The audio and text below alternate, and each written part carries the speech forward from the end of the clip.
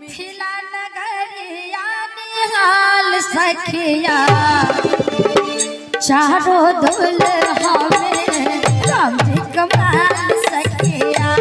चारों दुल्हा में राम जी कमाल सखिया आजो मिथिला नगरिया निहाल सखिया आजो मिथिला नगरिया निहाल सखिया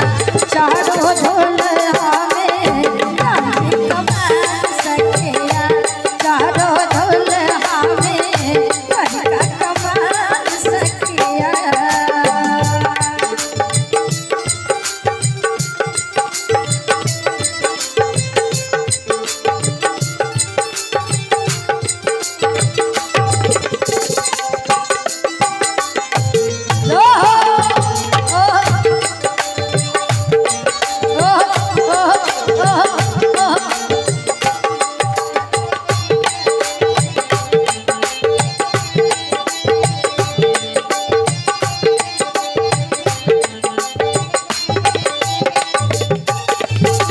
माथे मन मोरिया कुंडला शोभे कनमा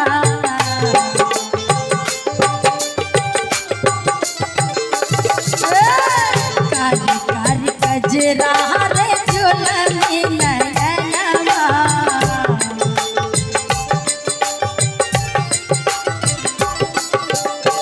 माथे मन मोरिया कुंडला शोभे कनमा कारी कारी गजरा रे झुलनी नयनमा लाल चंदन शोभे वाल सखिया लाल चंदन शोभे वाल सखिया वाल सखिया। देखिए दुल्हा सरकार के वर्णन हो रहा है और अहाँ सब कोनो ताली ताली नहीं बजा रहा छे ठीक है महिला जाए तो बड़ अंत ना होय छे कनिक ताली बजा कर सामल सामल गोरे गोरे चोरिया जहान के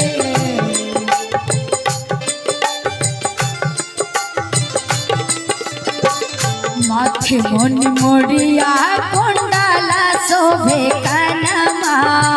कारी कारी गजरा रे झुलनी नयनमा लाल चंदन शोभे वाल सखिया लाल चंदन शोभे वाल सखिया चारों दुल्हा में राम जी कमाल सखिया चारों दुल्हा में राम जी कमाल सखिया।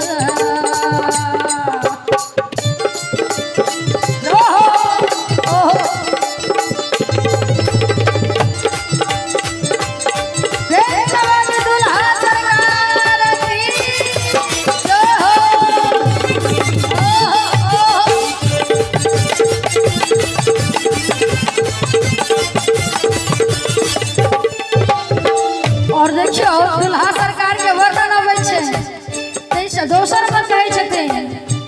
सामल सामल गोरे गोरे चोरिया जान के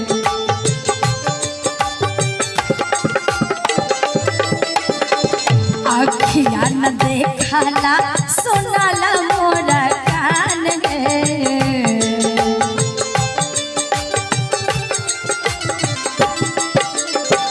सामल सामल गोरे गोरे चोरिया जहान में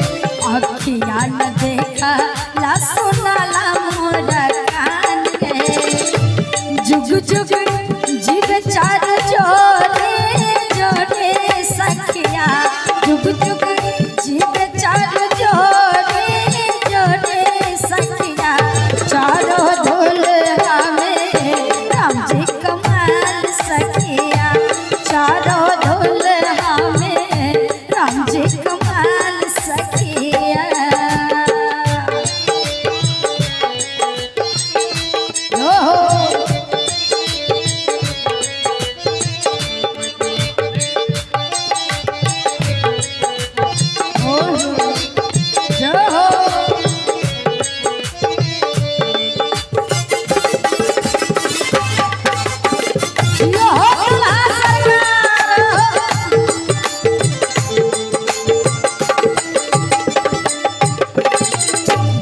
जिनकाल जोगे मोहनी जपत पकेला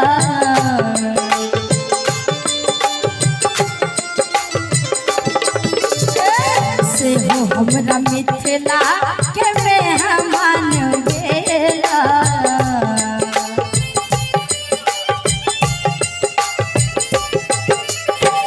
जिनकाल जोगे मोहनी जपत पकेला से हो हमरा मिथिला के मेहमान भेला आए लोढ़ी ससे को गाल सकिया आए लोढ़ी ससे को गाल सकिया। और गीत के अंतिम लाइन है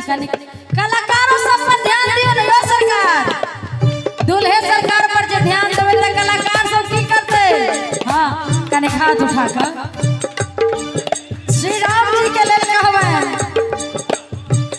जिनकाल जोगे मोहनी जपत पकेला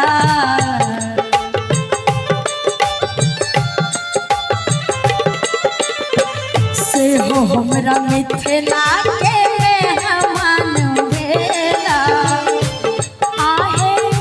लोढ़ी ससे को गाल सकिया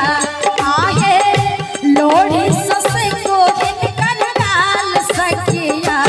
चारों दुल्हा में राम जी कमाल सकिया चारों दुल्हा में राम जी कमाल सकिया।